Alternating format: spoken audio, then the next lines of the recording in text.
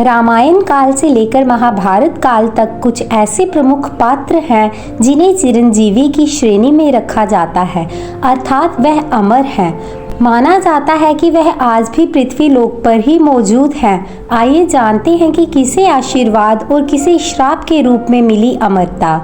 हनुमान जी रामायण के सबसे प्रमुख पात्रों में से एक हैं। उन्हें प्रभु श्री राम के प्रति अपनी अटूट भक्ति और निष्ठा के लिए जाना जाता है। जब हनुमान राम जी का संदेश लेकर अशोक वाटिका में माता सीता के पास पहुँचे तो माता सीता ने प्रसन्न होकर उन्हें अमरता का वरदान दिया था।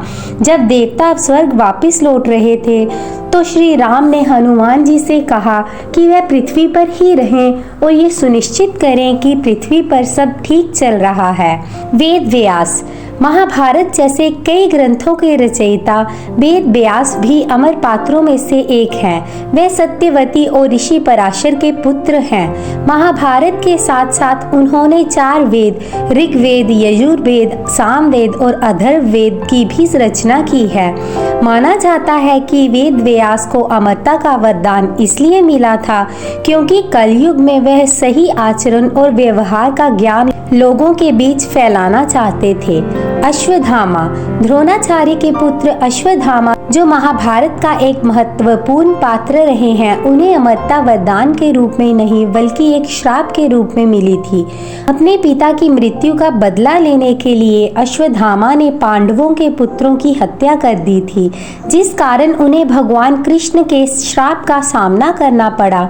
भगवान श्री कृष्ण ने उनके माथे पर लगी मणि ले ली और ये श्राप दिया कि दुनिया के अंत तक तुम इसी घाव के साथ पृथ्वी पर भटकते रहोगे।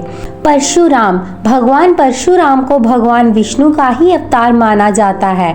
उनका जन्म एक ब्राह्मण परिवार में हुआ था। वह भगवान शिव के अनंत भक्त थे। उनकी भक्ति से प्रसन्न होकर भगवान शिव ने ही परशुराम को अमरत्व का आशीर्वाद दिया था। परशुराम के बारे में कहा जाता है कि उन्होंने 21 बार पृथ्वी को क्षत्रिय विहीन कर दिया था।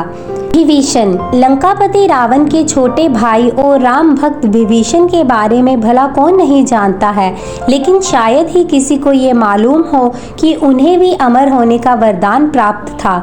सत्य का साथ देने वाले विभीषण की मदद से ही भगवान राम ने रावण का संहार किया था और देवी सीता को उसके चंगुल से आजाद कराया था। राम ने विभीषण को लंका नरेश बनाने के साथ अजर अमर होने का वरदान भी दिया था।